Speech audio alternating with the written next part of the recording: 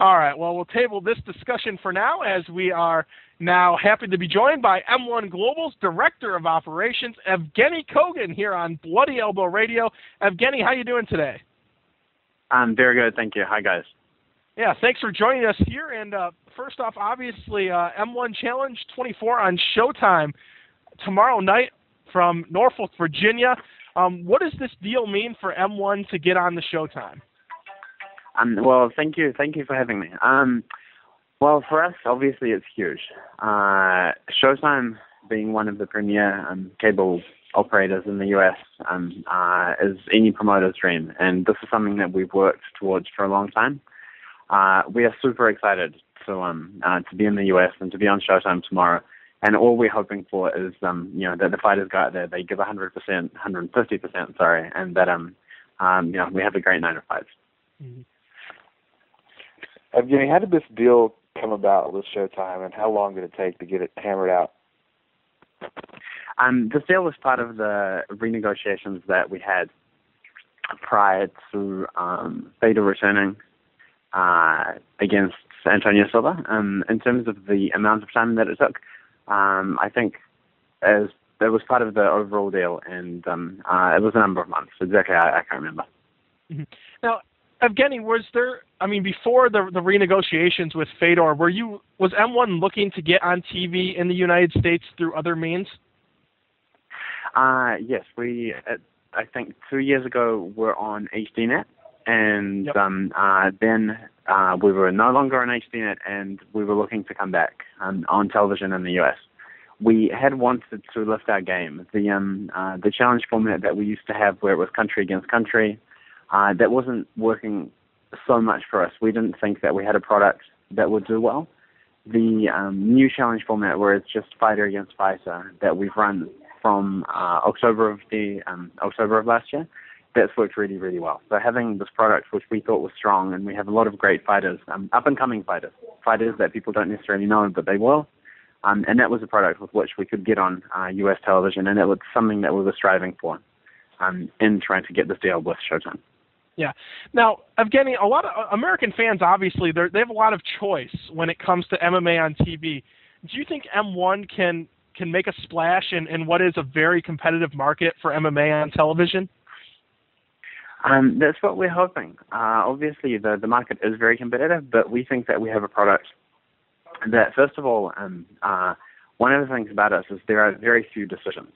And the fighters that we have and the fighters that we bring on and we sign, fighters from Europe, from Russia, also the guys from the US that fight for us, they will more than not try and finish the fight. So, for example, Challenge 23, 11 fights, no decision finishes. All fights finished, I think, up until the third round. So that's something that we strive towards, to give the fans what they want, not 3 or 5 round affairs where people are lying on top of each other, but to give them good, exciting fights. And as an organization, I think that's all that we can do. And the fans will obviously choose for themselves what they watch. But we're happy with the product that we've got, and we think that we will make a mark in the market in the U.S. Yeah. Now you mentioned a few minutes ago about having fighters that are young and that maybe a lot of people in America don't know right now. Is M1 and Showtime willing, to take maybe a little bit of a hit on the first show or two, and to make long-term gains though, and get the American public to know your fighters? About taking hits in terms of Showtime, you'd have to ask them. I think we are, Rome was not built in a day. We realize that the U.S. market is very competitive. We realize that the fighters who are fighting on Friday, they're not common household names. Vinny Magalhaes is obviously fighting, and he's someone that people do know. Some of the other guys, the Damkovskis, the Jason Norwoods, the Sultan Akhmedovs, the Tyson Jeffries, they're not common names, but they're people that have their mark to make in MMA, and they're people that are objectively really very good, and people that the audience, the fans, and the press will eventually pay attention to. So we hope to start with a bang and to continue in that vein also. Evgeni, there's kind of a model that some people follow that are kind of like mid-sized or regional promotions in the U.S. is a lot of people use like one or two, maybe a UFC veteran or a name that people know that kind of got cut from the organization, and they kind of try to use that to attract eyes. But M1 is looking to start from the ground up with their own M1 fighters, and they're not looking to use cast-offs. And is that kind of a big piece of your plan for America, is to make your own fighters? Well, what we have, and we don't have a strict rule. Obviously, Vinny is fighting tomorrow night. We have Luigi Fioravanti coming to fight in Russia in a month and a half, or in a month's time. But our plan as an organization is really to build fighters and to find them from a base where for us in Europe and in Russia, there are people with huge potential. And at the end of the day, this being a sport, objectively, some fighters are good and some aren't, and I don't think that has a lot of bearing on who is more PR'd or marketed than someone else. So we think that we will be able to find people who will be potentially the best in the world. And in terms of long-term plans, obviously that's a much better deal than using people who have been cut from any organization just because they have a name. That's not what we're interested in doing. We do work with some people that we have good relationships with. But really, we are trying to find new talent. Yeah. Now, you mentioned marketing and things like that, and obviously something that's made news here the last few days is the dispute you had on Twitter with Ariel Helwani about the promotion of this event. Can you kind of take us through what that was all about, and do you think his criticism was fair? I think that dispute was the only thing that I'd like to say about it is I think it drew attention, maybe a lot of attention, to the event tomorrow night, and I think that's a positive. At the end of the day, that's what we're trying to do. We're trying to market the event, and I think a lot of people who didn't know prior to our little dispute the day before yesterday, they know now about Friday night. In terms of other the reasons, etc., I'd rather not go into it. But I think at the end of the day, it's a positive. Yeah. We have a reader question here for you, Evgeni, from a reader on BloodyElbow.com. They want to know, there's so many, with the UFC acquiring Strikeforce, there are a lot of promotions that want to step in and be that number 2 promotion in America. Does M1 plan on making a run at being that number 2 promotion in America? I think that from a business perspective, we don't yet know the lie of the land. I think the acquisition happened not that long ago. I think the dust is yet to settle, and I think that we don't see things well enough to be able to make clear decisions about this is what we want to do, or that is what we want to do. We're taking it a step at a time, as in we'd like to do tomorrow's show. We're hoping it will be successful. We'd like to finish the 4 shows for this year. And then we will move on to into the future. In terms of the ability to become the number 2 player, financially we have that ability. We have operations in Russia, operations in many other countries, and we're growing and expanding. The U.S. market is one that we are really, really interested in, and I think that should the situation in the U.S., should the market dictate what we would see as an opportunity, then we'll take it. But for now, it's just a little bit early to be able to say definitely that's what we want to do, and that's when we want to do it. Evgeni Kogan, M1 Global Director of Operations, joining us here right now on Bloody Elbow Radio, presented by Bad Boy. Now, Evgeni, when a lot of fans and even some media hear the name M1, they get kind of a sour taste in their mouth because of how they felt the deal between Fedor and the UFC went down. What can M1 do to kind of turn that perception around?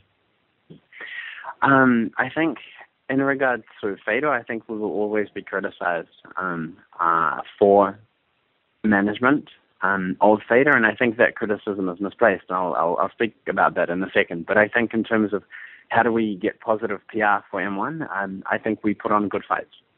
I think we show the world that we have other fighters besides Fedor, and that they're good fighters and that they put on exciting fights, and that we can play at the level of the best organizations in the world. In regard to the management of Fedor, I think that he is someone that for, I think it's 10 years had an unbeaten streak, and someone that was managed to the point where he was the highest earning MMA fighter, and where he had a career where, he didn't have a huge amount of injuries. He was allowed to recover from the injuries he had. He had a good mixed martial arts career. And I think from those two standpoints, from the point of view of the fighter, he was managed the best way that he could possibly be managed. Mm-hmm. A lot of the fans and some of the media don't always understand that, but there's a clear-cut difference between a promoter and their interest and the manager and their interest. And obviously the manager's always trying to do what's best for the fighter. Yeah. Now, we have another reader question here for you, Evgeni. They want to know, how do you market foreign fighters who can't speak a lot of English to the American market? That's a good question. I think at this point we're not experts at doing that. I think what we have to do first is find the people that have the potential to be really, really good, people that have blemished records, and we first of all we bring those people in and we have them fight and we see what they do. One of the things about Russian fighters is that even though Russia has a big wrestling background, especially the southern states, the style of wrestling that Russian fighters bring is not a controlling top game style. It's more of a kind of Fedor, if they end up on top, they will try and finish the game kind of style.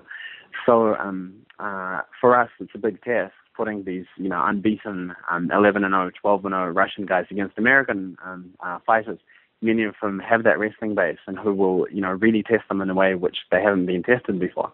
But should they pass those tests and should they prove themselves to be really objectively very good, then we would begin to PR them. Obviously, the U.S. is a big Russian-speaking population. In cities like Chicago and New York, we would get out to the Russian audiences. And I think the main thing really is to have them put on great fights. Yeah. Now, Evgeni, I think a lot of people hear your name, but they don't exactly know what you do. Can you take us through kind of what you do for M-1 on a day-to-day basis? I basically run the company. I do everything from coordinate the marketing stuff to coordinating the fights, the matchmaking, to running the offices in St. Petersburg, running the offices in Holland, running the American operations that we have. I deal with the Fedor side of things and the M1 side of things. Basically, day to day, the operation of the company is what I do. So basically, everything. Yeah. Now we have another reader question here. They want to know, is the M1 and Showtime content deal separate from the Strikeforce Fedor deal, or is it all one deal? It's in any practical sense. Whatever happens with Showtime, Strikeforce, and Fedor is separate to what happens between M1 and Showtime on these challenges. Okay. All right. Well, Evgeni, one last question here for you. What should fans who have never seen an M1 card expect tomorrow at 11 p.m. on Showtime? I'm sorry. The first part of that question, the phone. Could you repeat it, please? Okay, sorry. What should fans who've never seen an M1 card expect tomorrow? Well, I think, first of all, hopefully people will watch and give a chance. I think that they'll see something they like. I think they should be expecting a card with no decision finishes, something that we strive for. And I think I think the best fight of the night, if it stays standing, is going to be the Tyson Jeffries-Magomed Sultanahmedov fight. I think Magomed is a fighter that the US fans should love. I think Tyson, is a great champion for us from selection from 2010, and I think that fight is going to be fireworks. Otherwise, hopefully people watch, give it a chance, and we look forward to putting on a great night of fights. All right, Evgeni, we really appreciate your time this afternoon, and good luck tomorrow and in the future with M1 Global. Matt and Forrest, thank you so much. Thank you for the opportunity to speak to you guys, and all the best. No problem. Bye-bye. Thank you. Bye. M1 Global Director of Operations, Evgeni Kogan, joining us here on Bloody Elbow Radio, presented by Bad Boy here on BloodyElbow.com. If you missed part of that interview and you want to go back and hear it, very interesting interview, I thought. Or if you missed our interview with Phil Baroni, that'll all be available on the download coming up today on BloodyElbow.com.